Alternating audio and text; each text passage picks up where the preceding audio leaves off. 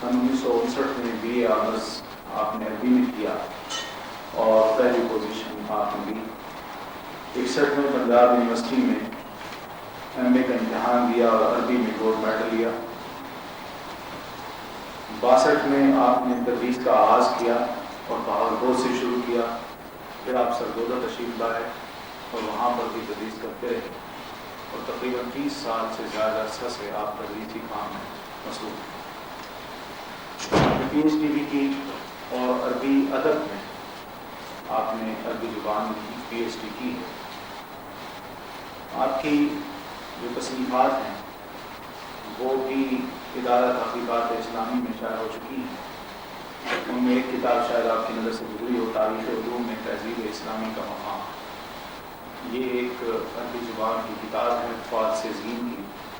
اس کا آپ نے ترجمہ کیا ہے. اور پھر ماشاءاللہ ڈاکٹر صاحب شاعر بھی ہیں. آپ کی شاعری کے مجموعے جو ہیں وہ بھی کافی چھپ چکے ہیں. ان کے نام ایک مجموعہ اس شاعری کا یہ ہے شاخ تنہا، اور پھر دوسرا ہے سرابوں کے صدف، اور تیسرا رائگاں کے نام سے جو ابھی ریسنٹلی شائع ہوا ہے. تالیف کے نام سے بھی آپ نے مضامین کا ایک مجموعہ تیار کیا ہے. اور پھر ڈاکٹر صاحب کی جو عربی زبان میں آپ کو جو قدرت حاصل ہے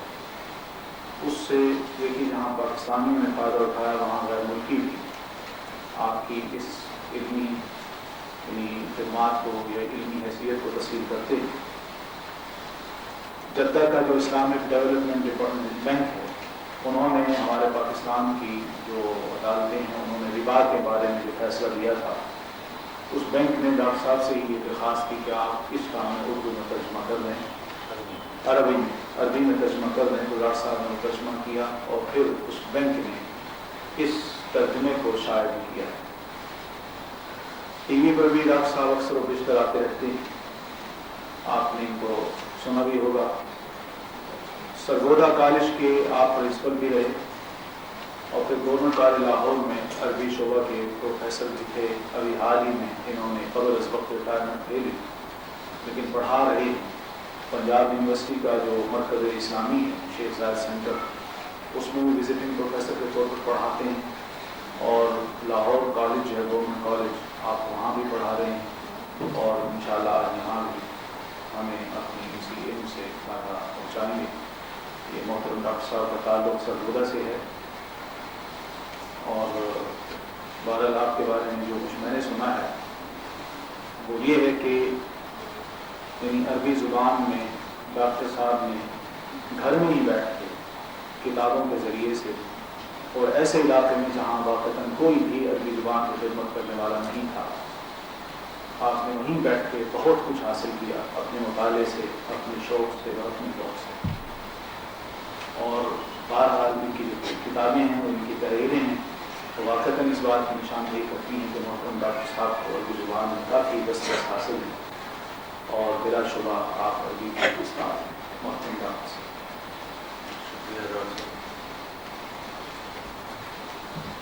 بسم اللہ الرحمن الرحیم نحمده ونستعینه ونستغفره ونتوکل علیہ ونصلی ونسلم تسلیما علی سیدنا و مولانا خاتم النبیین محمد وعلی آلہ وصحبہ اجمعین. اما بعد، محترم جناب ڈاکٹر ادریس زبیر صاحب اور عزیز طالبات، میں تو آج اتفاق سے جامعہ اسلامیہ میں کسی سرکاری کام سے حاضر ہوا تھا کیونکہ اس جامعہ میں بھی میں 6 برس رہ چکا ہوں. ملاقات ڈاکٹر صاحب سے ہوئی اور انہوں نے فوری طور پر یہ حکم دیا کہ میں آج یہاں حاضر ہو گیا. لہٰذا میرے ذہن میں گفتگو کا کوئی مخصوص موضوع نہیں ہے، لیکن سچی بات یہ ہے کہ ڈاکٹر صاحب نے اس ادارے کا جب مجھ سے تعارف کروایا تو میں نے محسوس کیا کہ میں تو شاید آپ کو کوئی ایسی چیز نہ دے سکوں گا آج کی گفتگو میں، کیونکہ میرے ذہن میں کوئی خاص بات نہیں ہے کہنے کے لیے، لیکن تو مجھے اشتیاق ضرور پیدا ہوا کہ میں اس ادارے میں حاضر ہو جاؤں اور یہاں کے ماحول کو دیکھوں، کیونکہ یہ ایک بہت ہی منفرد تجربہ ہے. ڈاکٹر صاحب کو میں ایک عرصے سے جانتا ہوں اور جتنا ان کا تجربہ ہے ملک سے باہر بھی، اور جو ان کی زبردست ایک منسلک ہے وہ نظریہ اسلامی کے ساتھ جتنی مضبوطی سے، جس پہ کہ جدید تہذیب کے اثرات جو ہے وہ غالب نہیں آ سکے کسی بھی سطح تک، تو اس کی وجہ سے میں یہ توقع کرتا تھا کہ جس ادارے کو انہوں نے قائم کیا ہوگا وہ اس دور میں احیاء اسلامی میں بہت مؤثر کردار ادا کر سکتا ہے۔ ہمارے یہاں عربی میں ایک شاعر ہے حافظ ابراہیم، ایک زمانے میں مصر میں وہاں ایک کلیت البنات کی ایک افتتاحی تقریب ہوئی تھی، تو حافظ ابراہیم اور شوقی دو شاعر ان کے بڑے قومی، تو حافظ ابراہیم سے کہا گیا تھا کہ وہ وہاں پہ کچھ اشعار پڑھیں، تو اس میں انہوں نے یہ کہا تھا کہ الام مدرسۃ اذا اعددت شعبا طیب الاعراق،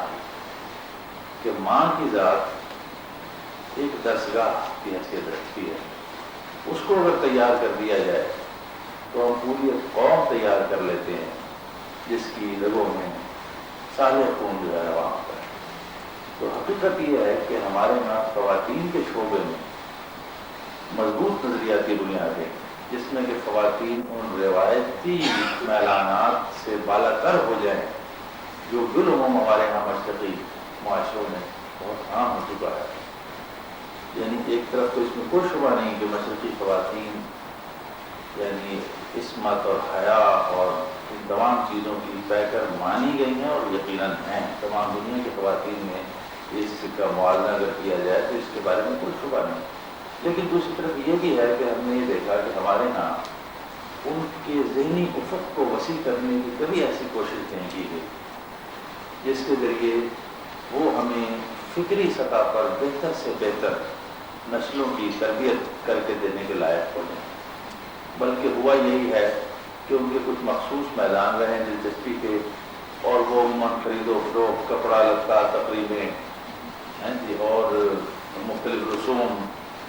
شادی بیاہ کی اور دیگر یہ ان کی دلچسپیاں رہی ہیں، اور اس میں کوئی اپنی جگہ مذائقہ نہیں ہے، یہ فطری سی بات ہوتی ہے، فطری میلانات ہوتے ہیں ہر صنف کے، اور اس میں کوئی اگر اتنی حدود میں رہیں تو کوئی خرابی نہیں ہوتی، لیکن اس دور میں ہمیں مسئلے بہت گہرے کرتے ہیں اور ان کی تفصیل میں جانے کا تو وقت بھی نہیں ہے۔ ہم تھوڑی سی دیر کے لیے حاضر ہوئے یہاں، جس میں زیادہ مقصد تو یہ تھا کہ میں خود اس اتنے اچھے مرکز کو دیکھوں کہ جس کا تعارف ڈاکٹر صاحب نے کروایا اور جو میرے لیے بہت ایک طرح سے تجسس پیدا ہوا کہ کتنے اچھے طریقے سے کام شروع کیا گیا، اور واقعی یہاں آ کر مجھے احساس ہوا کہ بہت منظم بھی ہیں اور بہت جدید بھی ہے ان کا طریقہ کار۔ جدید ہونا ضروری ہے جب ہم جدید زمانے میں ہیں، لیکن جدت کا ہمیں اپنا ایک مفہوم پیدا کرنا ہے، جدت کا بنا بنایا مفہوم ہمیں آپ سے نہیں کرنا ہے، ہمیں اس میں اپنی ضروریات کے مطابق ترمیم کرنی ہے، اپنے حوالے قائم کرنے ہیں۔ تو آج کل جو چیز آ رہی ہے زیادہ جس کو کہ ہم دو چار لفظوں میں اگر سمیٹنے کی کوشش کریں تو ہم کچھ الفاظ کو ہم بنا دیتے ہیں جس کو ایک فرانسیسی اصطلاح ہے کلیشے، CLICHE۔ کلیشے کا مطلب یہ ہوتا ہے کہ کوئی لفظ کثرت استعمال سے اپنا مفہوم کھو بیٹھے اور وہ ہم اس کو رٹے رٹائے لفظ کے طور پر بولتے ہیں، اور اس کا ہمارے ذہن میں، ہماری نفسیات میں کوئی رد عمل مرتب نہ ہو، تو ہم کلیشیز کی دنیا میں رہنے لگے کافی عرصے سے، کہ ہم یہ کہتے رہتے ہیں کہ مغربی تہذیب بری چیز ہے، ہماری تہذیب میں ہر چیز کا حل موجود ہے، ہمارا دین سب سے اچھا ہے، ہماری تہذیب برتر ہے، لیکن عملاً جو کچھ ہم دیکھ رہے ہیں کہ پچھلے 100 سال کے اندر عملی نتیجہ یہ ہے کہ اس بر صغیر میں جو علماء دین جنہوں نے پوری زندگیاں اپنی خرچ کر دی دین کی ترویج کے لیے، ان کی بھی جو نسلیں ہیں ان کی زندگیاں خود اس سے بہت دور ہیں۔ اس کی وجہ یہ کہ ان کے حسن نیت میں تو کوئی شبہ نہیں، لیکن زمانے کے حالات جس طریقے سے چاہتے تھے کہ وہ اپنی جو ایک مقابلے کی جو ایک حکمت عملی ہے اس میں تبدیلیاں پیدا کریں، اس اعتبار سے ان کو تبدیل نہیں کیا گیا۔ ہم نے ہر دور کے مقابلے کے لیے صحیح طریقہ اختیار نہیں کیا، چنانچہ ہوا یہ کہ ساری حسن نیت کے باوجود ان کا وہ مشن جو تھا وہ ان کی اپنی ہی نسلوں میں ہم نے آگے بڑھتے ہوئے نہیں دیکھا. چنانچہ ہمارے ہر چیز میں تبدیلی آتی چلی گئی اور میں خود اس میں شامل ہوں. میں دیکھتا ہوں کہ میرے آباء و اجداد کے جو خیالات تھے، جو ان کا تمام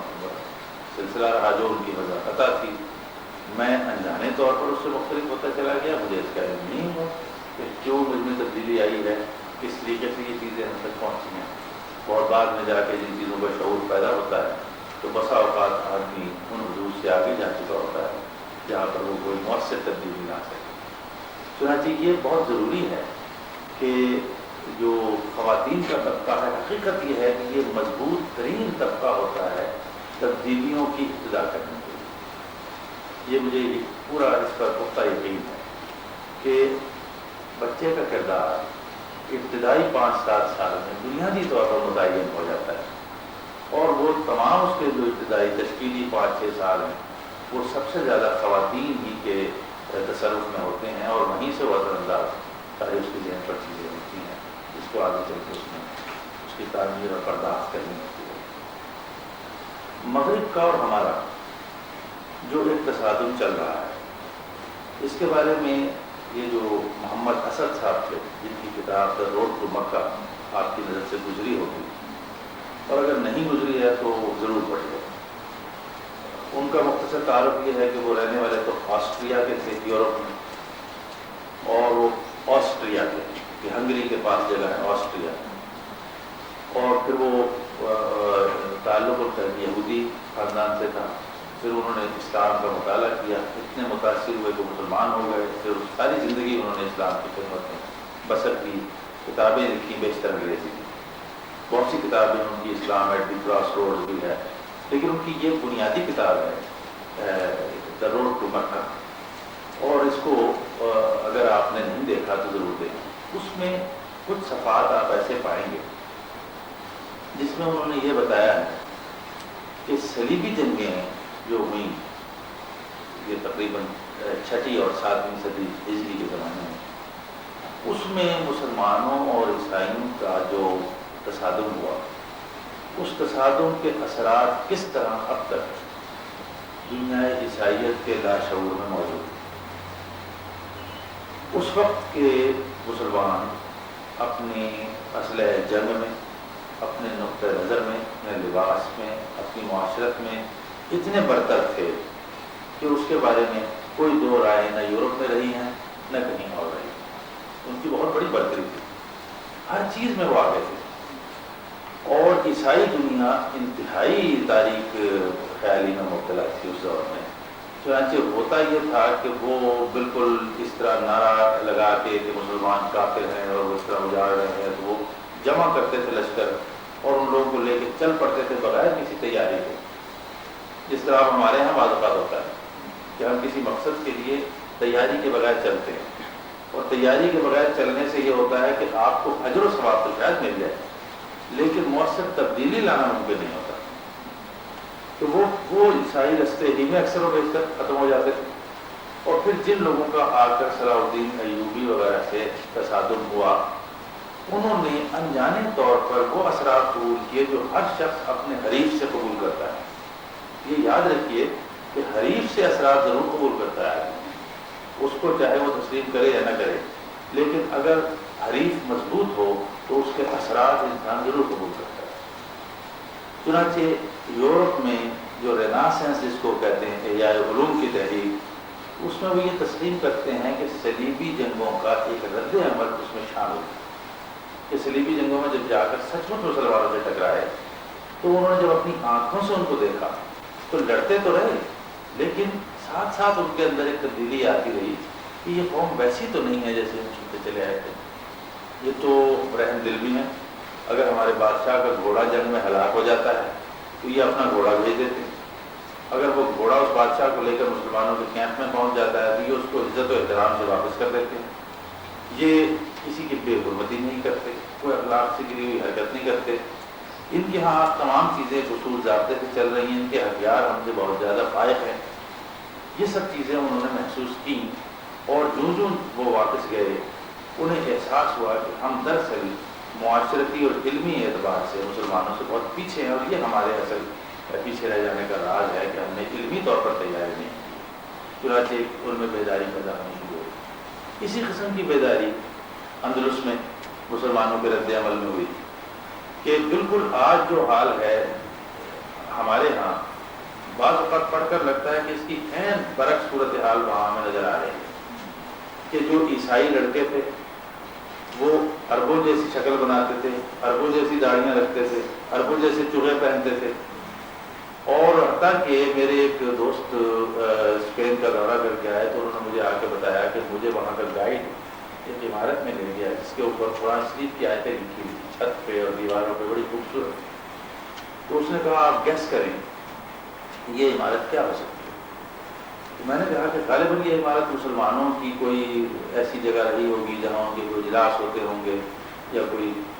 اس قسم کی عمارت ہے جس میں مسلمانوں کا کوئی اجتماع ہوتا ہوگا۔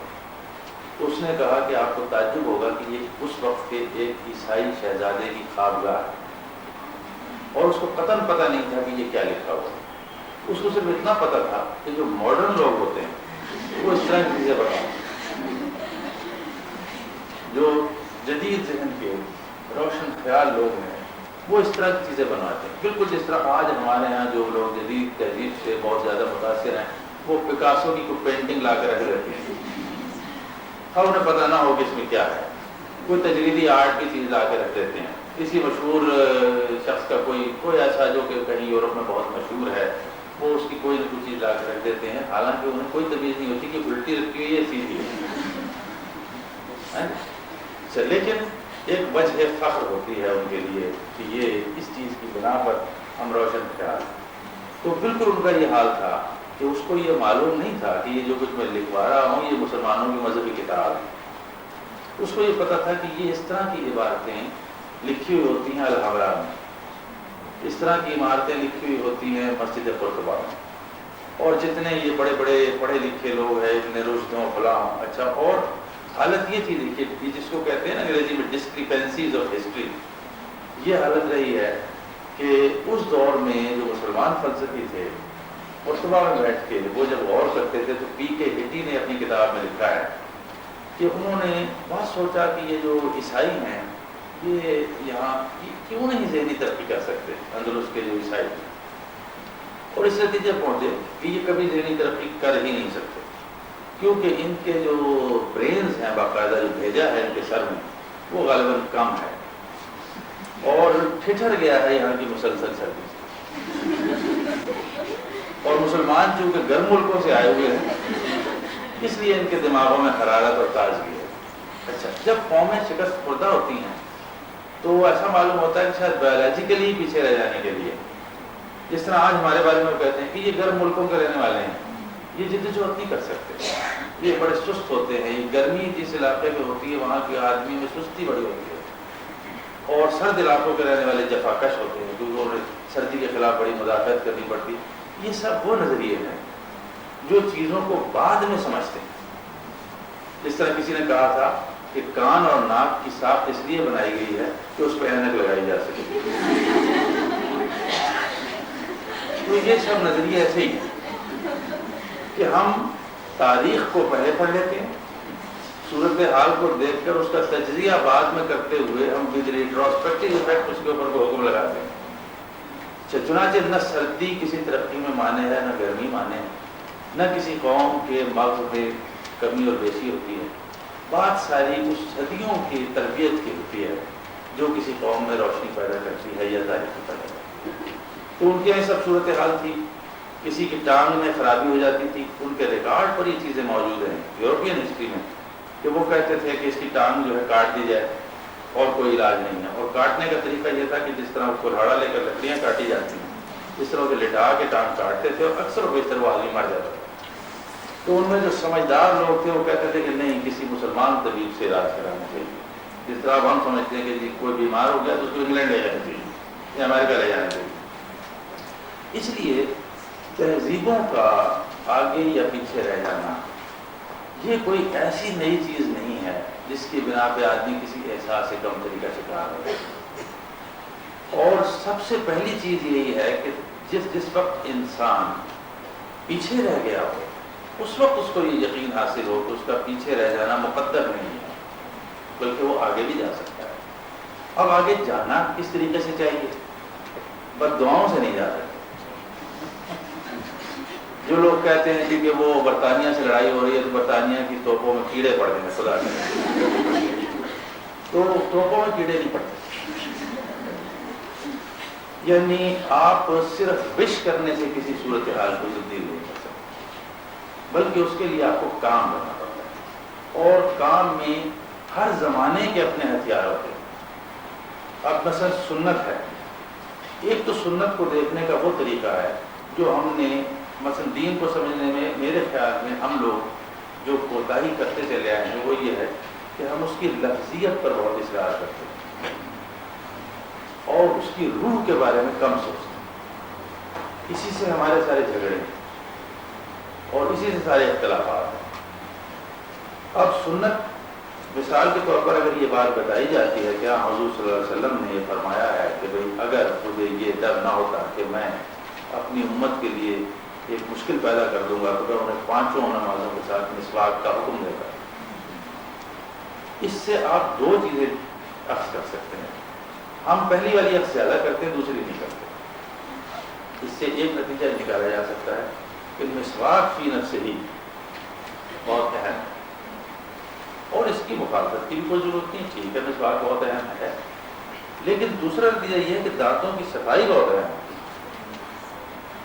جو اس کے پیچھے تصور ہے۔ اچھا،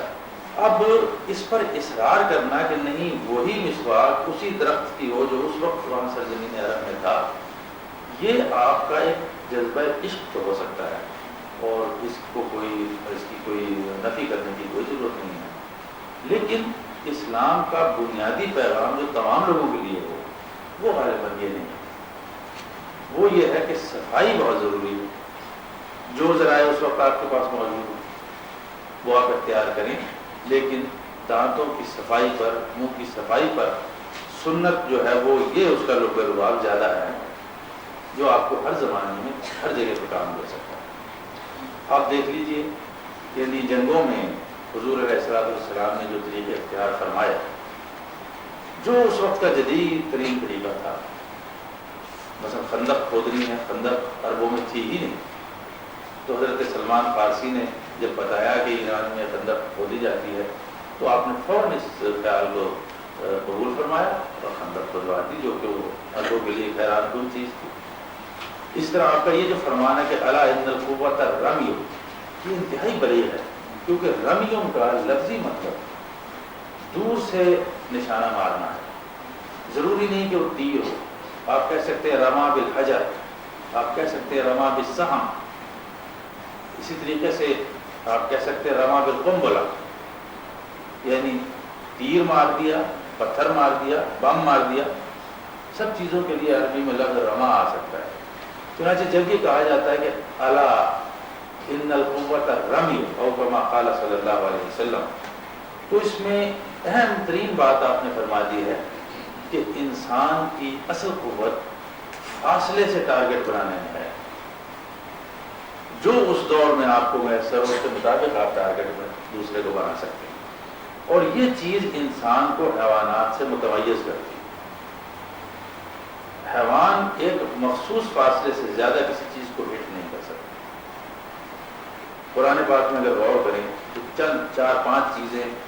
بڑی وضاحت سے، مثلا ایک جگہ فرمایا گیا ہے کہ خلق الانسان علمہ البیان، تو ایک تو یہ مابعد امتیاز ہے کہ انسان اپنے آپ کو اپنی ایکسپریشن پر یا بیان پر یا اپنے اظہار مدعا پر قادر ہے، جو جانور قادر نہیں ہے۔ کہیں فرمایا گیا علامہ بالقلم، قلم سے سکھایا، تو تحریر جو ہے اس پر صرف انسان قادر ہے، حیوان قادر نہیں ہے۔ کہیں کہا گیا ہے عدد السنین والحساب، کہ سالوں کو گننا، حساب لگانا،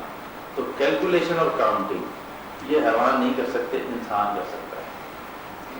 اچھا، اور اسی طرح سے کہیں کہا گیا ہے کہ علم آدم الاسماء کلھا، تو نام رکھنا صرف انسانی عمل ہے، یہ حیوان نام نہیں رکھ سکتے۔ یہ جو 4-5 چیزیں ہیں، نام رکھنے کا عمل، گننے کا عمل، حساب لگانے کا عمل، لکھنے کا عمل، بیان کرنے کا عمل، تحریر کرنے کا حق. اسی پر پوری انسانی تہذیب و تمام علوم کی اساس ہے. اگر یہ چند چیزیں آپ سلب کر لیں تو انسان اور حیوان میں کوئی فرق نہیں رہ جائے گا.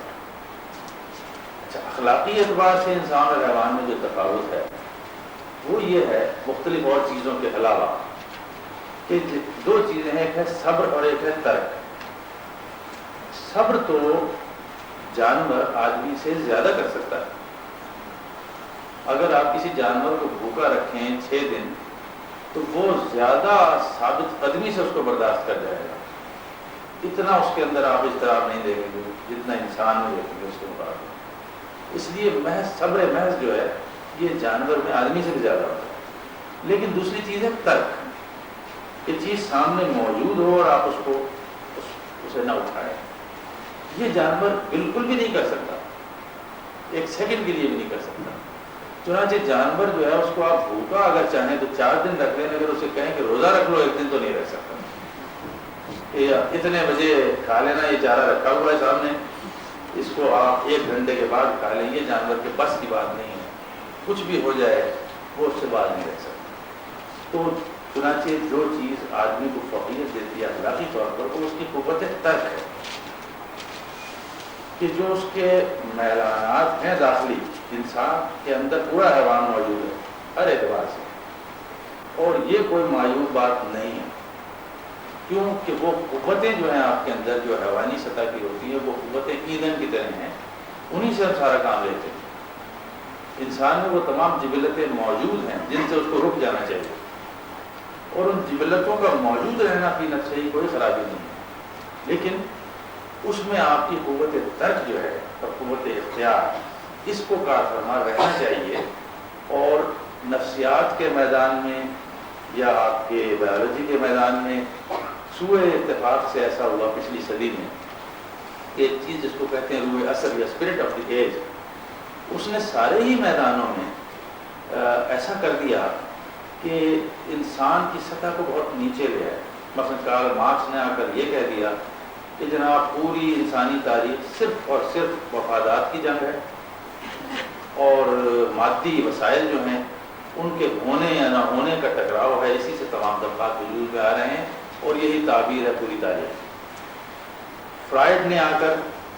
کہا کہ انسانی جبلتیں ہی سب چیز ہیں، باقی جو ہے اس سے برتر آدمی کے اندر کچھ نہیں ہے، یہ سب بناوٹ ہے. اور آپ میدانوں میں جس میں بھی دیکھتے جائیں، ڈارون نے ارتقاء کے میدان میں کہا، پھر اس نے اس کو حیوانی سطح کی طرف کھینچا. تو تمام ذہن جو کہ مغربی تہذیب کے تحت ابھرتے رہے وہ ایک نہ ایک طریقے سے انسان کو حیوانی سطح کی طرف کھینچتے رہے. اور چونکہ ان کا غلبہ تھا تہذیب کا، جس طرح کبھی ہمارا غلبہ تھا، اس لیے ہم ان کا اتباع کرنے پہ ذہنی طور پہ مجبور ہیں. جو چیز وہ کہتے ہیں وہ ہمیں زیادہ آتھینٹک نظر آتی ہے، جو ہم کہتے ہیں وہ ذرا،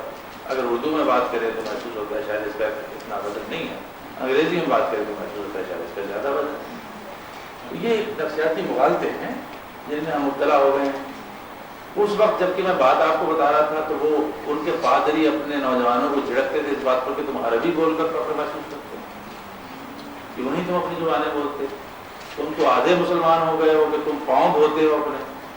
پاؤں دھونے کا تو کہیں دنیا میں رواج ہی نہیں ہے. واحد ہمارا ایک دین ہے جس کی وجہ سے لوگ پاؤں دھوتے ہیں. اور جو پاؤں کے خاص ڈاکٹر ہیں جن کو پوڈائٹسٹ کہتے ہیں، وہ کہا کرتے ہیں hats off to your feet, کہ اپنے پیروں کی عزت کرتے ہوئے تو اپنے سر کا ہیٹ اتار دیں، یہ اتنے اہم ہیں. اور وہ کہا کرتے ہیں کہ کبھی کبھی اگر پاؤں دھوتے رہیں لوگ تو ان کے پاؤں بہت بہتر حالت میں رہ سکتے ہیں، تو اس پہ وہ مجبور نہیں کر پاتے. تو خیر میں قصہ مختصر یہ ہے کہ یہ ایسی ایک کلاؤڈ تھنکنگ سی ہے، بہتری ہوئی باتیں آتی چلی جا رہی ہیں. تو ان کا مقابلہ کرنے کے لیے ہمیں جس چیز کی ضرورت ہے وہ 2 باتیں ہیں. ایک تو یہ ہے کہ ہمیں اپنی جگہ اندر سے احساس کمتری ختم ہو جائے، یہ خیال ختم ہو جائے کہ ہر چیز ان کی اچھی ہے. اگر کوئی چیز ان کی اچھی ہے ضرور عکس کیجیے، کیونکہ اسلام بالکل یہ کہتا ہے خذ ما صفا، الحکمت ضالۃ المؤمن، دانائی کی بات مومن کی خوب شدہ متاع ہے. چنانچہ یہ بھی کوئی ضد اچھی نہیں ہے کہ مغرب جو کچھ بھی کرتا ہے وہی ہم نہ کریں. اگر وہ پابندی وقت کرتے ہیں تو ہم بڑا اہتمام کریں کہ کہیں پابندی وقت نہ ہو جائے، کیونکہ تشبہ بالکفار ہو جائے گا. یہ تو ویسے ہم کرتے ہیں. اور ہمارے یہاں یہی مسئلہ ہو گیا ہے کہ اب اگر لوڈ شیڈنگ کی پابندی کرنی ہو تو ہم بڑی پوری طرح کرتے ہیں. 1 منٹ بھی ایسا نہیں ہو کہ روشنی باقی رہ جائے, لیکن کسی اچھی چیز کی پابندی ہو تو نہیں کرتے. ایک تو یہ چیز ہے. دوسرے یہ ہے کہ علم, اور علم کے بارے میں یہ ہے کہ علم کی طرف کوئی مختصر راستہ نہیں ہے. علم آپ سے مسلسل محنت چاہتا ہے. اگر وہ ہم سے آگے ہیں اس لیے کہ انہوں نے 100 برس تک محنت کر لی ہے, تو اب ہم ان سے آگے یوں نہیں گزر سکتے کہ ہم 100 برس محنت نہ کریں. دوسرے, اس سیکوینس اس لائن میں لگ کے نہیں گزر سکتے, کیونکہ گاڑی کا انجن اس کے پچھلے ڈبے سے ہمیشہ آگے ہی رہے گا, اور اتنا ہی آگے رہے گا جتنا وہ ہے. لہذا ہمیں اپنی جہت تبدیل کرنی پڑے گی. ضروری نہیں کہ ہم اسی لائن پہ جا کر انہیں پکڑیں گے. ہمیں اپنی نئی کوئی لائن نکالنی چاہیے جس کی بنا پر ہم ان تصورات کو ہی تبدیل کر دیں جس کی بنا پہ ہم اس پچھلے ڈبے پہ بیٹھے ہوئے. کیا ضروری ہے کہ اس میں بیٹھے رہیں؟ ہم اگر ہوائی جہاز سے جا سکتے ہیں تو ہمیں جانا چاہیے. ہمارے پاس اگر اس کے ذرائع موجود